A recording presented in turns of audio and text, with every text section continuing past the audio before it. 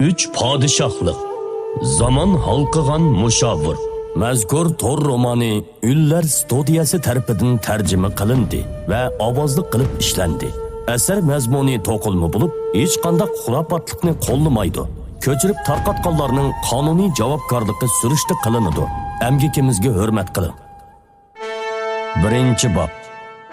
Qo'shin orasiga yoshirilgan talant egisi. Xinpeng yilnomasining 1-yili, ya'ni milodiya 194-yili. Cao Cao otasining qisosini elish bahonasi bilan Shizhudagi Taochianga hujum qildi. Chengong Zhangmiaolar mushu paytda Lübuning Yanzhouga kirishini qarshi oldi. Har qaysi taraflarning ovoz qo'shishi bilan qisqagina 20 oy ichida Yanzhouning ko'p qismi Lübuning qo'liga tushib ketdi. Bu xabarni olmagan Cao Cao darhol lashkar tortib yordamga bordi. Lekin qo'shin Fuyangga yetib kelgandan keyin Lübu bilan bo'lgan tunji jangda mag'lub bo'ldi. Fuyang baliqining sirtidagi Cao qo'shini bargohida alamdor va qalamdorlar o'ng va so'l tarafga bo'linib o'ltirgan bo'lib, hamma odamning chiroyida urushda mag'lub bo'lgandan keyingi tushkunlashish bor edi. Cao Cao Shizhouga 30 ming kishilik butun qo'shini bilan hujum qilgan bo'lib, ammo ochliq orollar 100 mingdan bo'lg'achqa ular 2 oyga bardoshlik bera olmaydi. Hozir hatto tayanch bozimi qo'ldan ketgan bo'lib, ular 1 oy ichida Lübuni mag'lub qilmasa, qo'shinda cho'qim qalaymaqonchilik yuz berishi mumkin edi. Bu chog'da Cao Cao oldirab tenab Chidirning sirtidan yugurib kirdi. Hamda ustalning ustini bir haza aqtirib, bir dövi bambuk putuklar orasidan bir parcha yepak raxtni topgandan keyin ko'ngli joyiga tushdi. Hamda ko'pchilikning gumoniy nazari ostida o'ltirishqini ulgurmay qo'lidagi yepak raxtni ko'tarib mundoq dedi. Bu xat 1 oy burun mening ustilimda paydo bo'lgan. Bu xat qatma-qat mudofialardan o'tib o'tir qo'shinning cho'ng chidiriga kiralgan ekan. Bu odam cho'qim mening lashkarlarim ichida. Hammanglar kelib, buni ko'rib beqinglar. Bu odamning pochorkisini taniydiganlar bormi yo'q? Ko'pchilik amdila qattiq mag'lub bo'lgan bo'lib, ularning kayfiyati texicha tushkun edi. Shunga begim avval lashkarlarning ko'nglini tinchitishi kerak edi-ku. Nimishqa bizga xat pochorkisini tanitqizdi deb o'ylashdi. Hamda bir-biriga qarshib qo'ygandan keyin xatni ko'rishga boshladi. Lekin xatni ko'rgandan keyin ko'pchilikning ko'zlari chakchib, nihoyatda hayron qolishdi. Yepak raxtning ustida faqat 3 chuqurli xat bor bo'lib, birinchi chuqurga Cao begim Taochianga jazo yurishi qilganda Lübu Yanzhouga kirdi. Ikkinchi chuqurga qaytib Yanzhouga yordam bergandagi tunji jangda Fuyangda mag'lub bo'ldi deb yozilgan edi. Ular ko'rib mushi yerga kelganda ko'pchilik hayron qolganidan og'zi gapga kelmay, ko'nglida bu bir avliyo emasdi, hatto ikki cho'ng ishning yuz berishini oldin faraz qildi deb o'ylashdi. 3-chi qurdagi xatda bo'lsa, Dongjay kentiga ushtum tut hujum qilsa, cho'qim mag'lub bo'ladi deb yozilgan edi. Dongjay Fuyang baliqning sharqiga joylashgan bir kent bo'lib, Lübuning qo'l ostidagi cho'ng Song'un Gaoshun 5000 lashkar bilan u yerni saqlab o'tadi. Uning maqsadi Cao Cao Fuyang baliqiga hujum qilganda, Fuyang baliqi bilan ikki tarafdan qistab hujum qilish vaziyatini shakllantirib, Cao qo'shinini iskanjiga elish edi. Bu nuqtani Shahudun, Lojin qatorliq sang'ullar ancha bilib ketmaydi. Lekin Cheng Yu, Shun Yularning og'zi yo'g'inib, bir tuxum salg'udak bo'lib ketdi. Chunki bugun Cao qo'shini mag'lub bo'lgandan keyin ikkaylan taqobil turish tadbirlarini kengishib, oxirida Lübuning 50 ming lashkari bo'lgan bilan Dongjay kentiga oran 5 ming lashkar taqsim qildi. U yerdagi lashkari kuch ko'p emas. Uningga bugungi bu mag'lubiyatni qo'shganda Dongjay kentining mudofiasi cho'qim ojiz. Bu qo'ldan berib qo'yishga bo'lmaydigan tuyuqsiz hujum qilish fursati deb o'ylagan bo'lib, lekin bu xat hamma ishlarni dal joyida paraz qilgan edi. Ko'zinglarni chakchaytib turmay, gap qilinglar. Zodi bu xatni to'naydiganlar bormi yo'q?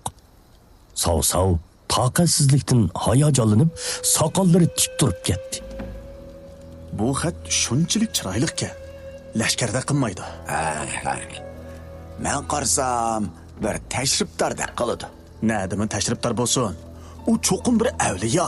Ko'pchilik bas-basda o'zining qarashini dedi. Lekin hech kim bu xatni toniy olmadi. Sav qattiq tortgandan keyin o'rindiqda o'ltirib mundoq dedi. Bu odam dushmanning nima qilmoqchi ekanligini oldin bilib, umumiy vaziyatning yuzlanishini to'g'ri mo'ljallaydigan ekan, cho'qim bir talant egasi bo'lishi mumkin. Agar uning yordamiga erisha olsam, kichikgina Lyubodin qo'qishimning nima hojati? Sav hayajon bilan so'zlab mushu yerga kelganda qo'lini pulanglatib yuqori ovozda mundoq dedi. Izdanglar! Bir-birlab izdanglar!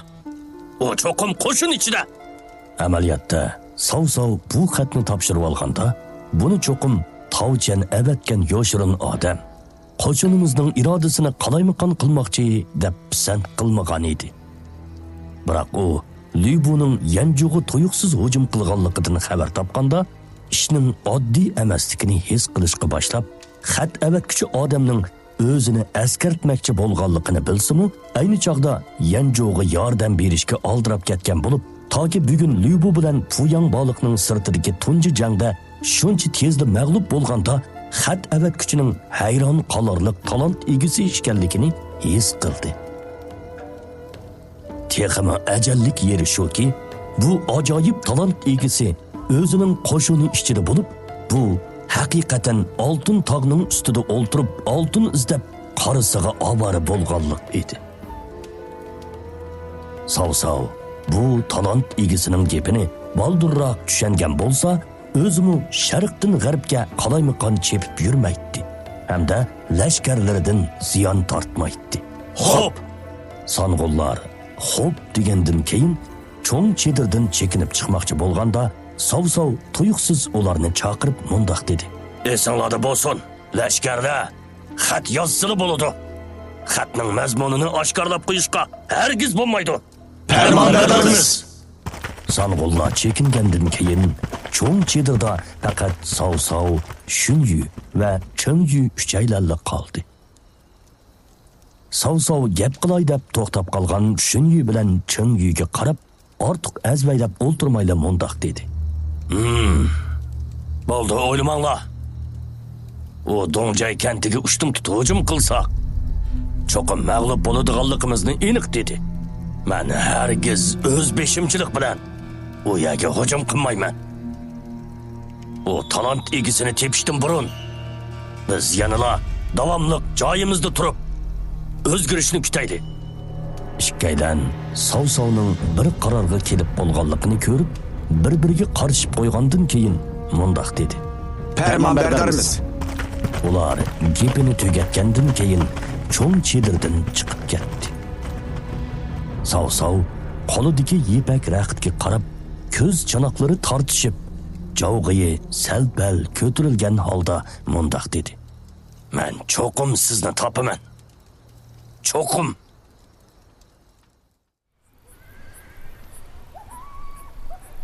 Qarong'i tushgandan keyin aslida jin chiroqni yondirish sharoiti yo'q Sav qo'shini oshxonasini oy nuri yo'ritib turardi. Bu vaqtda bir qaddi qomatlik azamat kirdi. Uning beliga 10 nechtal kichik nayza, dumbisiga 2 dona 5 uzunlikdagi yolmon nayzi giralashtirib esilgan bo'lib, oy nuri ostida chaqnab turardi. U piyoda urushda tangdoshsiz deb atalgan Dian Wei edi. Lekin bu chog'dagi Dian Wei texi nomi chiqmagan lashkar bo'lib, Jang Yovdan voz kechib, Sav-Savga al bo'lgandan keyin Shohudinning qo'l ostida odatdagi lashkar bo'lgan edi. Inem, o'lgun keldimi?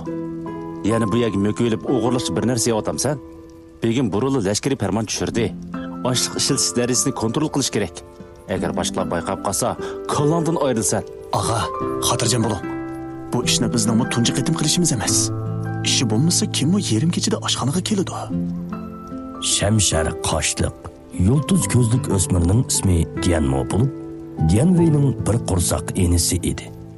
Ularning biri Shohudinning qo'l ostida lashkar, yana biri bo'lsa qo'shinning oshbizi edi. Dianmoning boshqalar bilmaydigan bir salohiyati bor bo'lib, u bir zamon halqug'ichi edi. Uning bu dunyoga kelganiga 18 yil bo'lgan edi. Kichkidilla ota-onasi o'lib ketgan Dianmo ham ota ham ona bo'lgan bu aksi Dianveyning g'amxo'rligida cho'ng bo'lgan bo'lib, shunga ularning qarindoshlik munosabatini odatdagi kishilarga selishtirg'ila bo'lmaydi. Dianmo Dianveyga qarab qo'lini pulanglatib ko'lgunicha mundoq dedi. Ağa, qani, yana sizga to'g'ri pochqa ip qo'ydi. Dianvey aslida enisini ish uqmaydi deb uningga tarbiya qilmoqchi edi.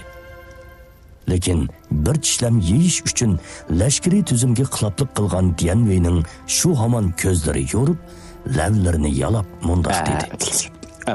Bunda qilsak yaxshi bo'lmasmikin?